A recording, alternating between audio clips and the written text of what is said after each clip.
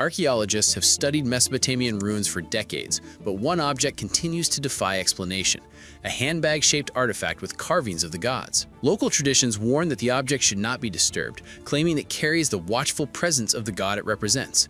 Now, advanced technology is revealing hidden details beneath its surface, forcing researchers to confront a truth that is both astonishing and unsettling: the object that should not exist everywhere. Across the stone walls of Mesopotamian temples and palaces, the same object appeared repeatedly. It was small, carefully shaped, and deliberately placed. Its form was clear: a flat base, straight sides, and a rounded handle. Once researchers identified it in one location, they began seeing it everywhere. As more sites were studied, the pattern became difficult to explain away.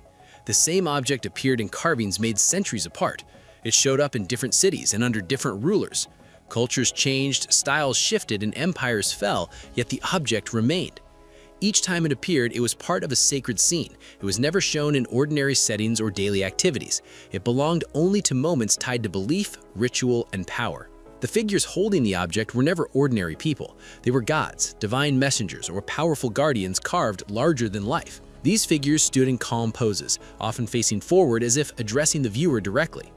The object was always present in their hands, treated as something important enough to be shown clearly.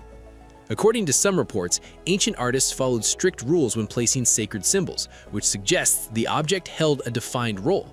What also drew attention was how the object was held. It was never shown being used in a practical way.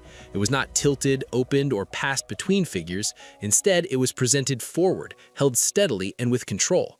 The posture looked intentional and repeated across different regions. Modern viewers notice it immediately. Museum visitors with no background in history often point to it before anything else. It looks familiar in a way that feels strange. It does not blend into the scene like other symbols. It stands apart, drawing attention without explanation. Curators have reported that questions about the object come up repeatedly, even from people seeing these carvings for the first time. Because of this, scholars reached a shared conclusion: the object was not decorative. Decorative symbols adapt to space and style. This one followed rules. It appeared where it was allowed to appear and nowhere else. Its presence was controlled, not artistic filler. To understand why it survived so perfectly, archaeologists had to look closely at where it appeared most often. Inside Mesopotamia, where the bag is treated differently. The bag appears most frequently in ancient Mesopotamia, where massive stone reliefs were carved for kings and gods. When archaeologists examined these reliefs closely, they noticed something unusual. The shift came when researchers stopped treating the bag as a symbol and began studying how it survived. One of the clearest moments happened in northern Mesopotamia, at the ruins of Nimrud, known in antiquity as Kalhu. In 1845, a British excavation team led by Austin Henry Layard began uncovering the palace of the Assyrian king Ashurnasirpal II. The site had been buried for centuries. Flooding from the Tigris River, wind erosion, and long exposure to heat had damaged much of what remained. When the reliefs were exposed, the damage was obvious. Faces were worn down, wings were cracked, long sections of carved stone had flaked away, some panels had collapsed entirely. Yet, in several reliefs, one detail stood out immediately. The bag held by the winged figures remained sharply defined. Its edges were clean, its shape was complete. Layard noted in his journals that certain objects appeared strangely untouched, while surrounding stone showed heavy decay. At first, this was thought to be a coincidence, but as more walls were uncovered, the same pattern appeared again. Relief after relief showed aging everywhere except the bag. In some panels, erosion had eaten away the hands holding weapons or staffs, yet the bag was still clear enough to trace with a finger. According to reports from the excavation team, this contrast became impossible to ignore. The pattern did not remain limited to Nimrud. Later excavations at Nineveh and Khorsabad showed similar results. These sites had suffered different forms of damage. Some walls were cracked by earthquakes, others were worn down by centuries of sand and rain. In each place, the reliefs told the same story.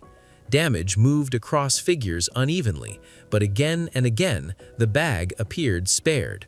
Archaeologists also noticed signs of ancient repair. In some locations, broken sections of reliefs had been reworked in antiquity. Cracks were smoothed, missing features were reshaped. Faces and wings were altered to restore balance to the scene. The bag was never touched. According to some field notes, restorations seemed to stop just short of it, as if a boundary existed. This raised quiet concern among researchers. Ancient builders were not careless. If they chose to repair a panel, they usually repaired it fully. Leaving a single object untouched suggested a restriction rather than oversight. Unverified reports from later digs suggest that workers may have believed altering the bag was forbidden. What made this more troubling was consistency. Different cities, different kings, different generations of craftsmen. The same choice was made every time. Everything else could be damaged, repaired, or changed. The bag could not. If ancient builders feared altering one object more than damaging sacred figures, then the bag may have carried authority beyond the gods themselves.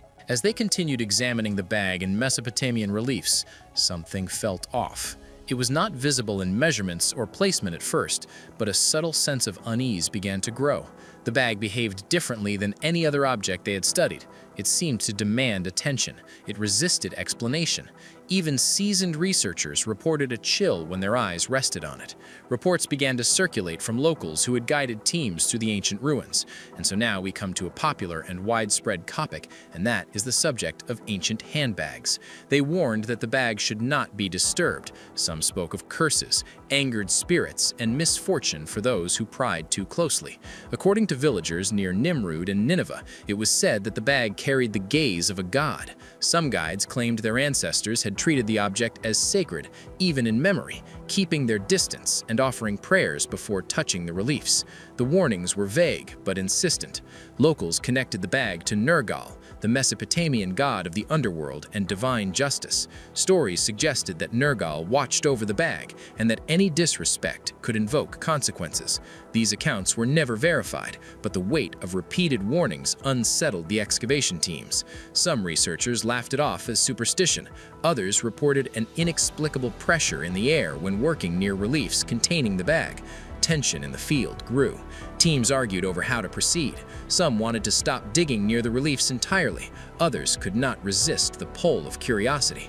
According to field notes, there were moments when equipment failed mysteriously. Cameras stopped recording. Metal tools slipped or bent unexpectedly. Some researchers felt as though they were being observed. The psychological impact was profound. Researchers who had spent decades in archaeology reported anxiety they had never experienced before. The more time they spent with the bag, the more it seemed to command attention. Its presence was deliberate. It became clear that understanding the bag's secrets would require tools that could see inside without opening it. Physical examination was too risky. Handling it directly might disturb something unknown. Archaeologists realized they needed technology to probe the object safely, the technology that finally looked inside. By the early 2000s, archaeologists had reached the limits of what could be understood by observation alone.